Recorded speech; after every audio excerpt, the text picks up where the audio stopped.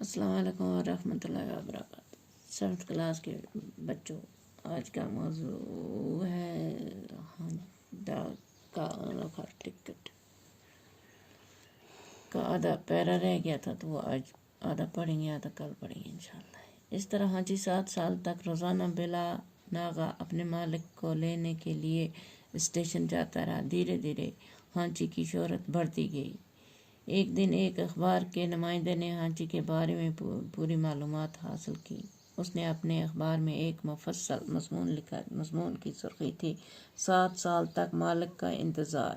اس مضمون کا چھپنا تھا کہ حاجی کا نام ملک کے کونے کونے میں پہنچ گیا اور روز سینکڑوں جاپانی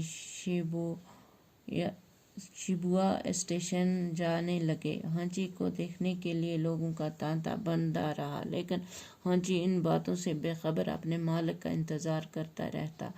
اب تو سارے جاپان میں حاجی کا نام مشہور ہو گیا۔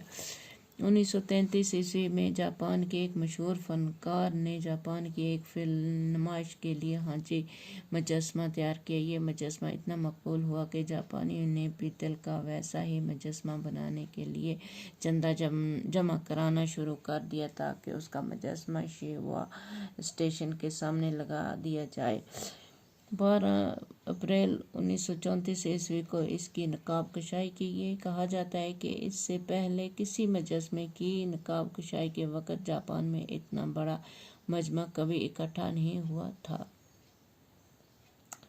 شکریہ۔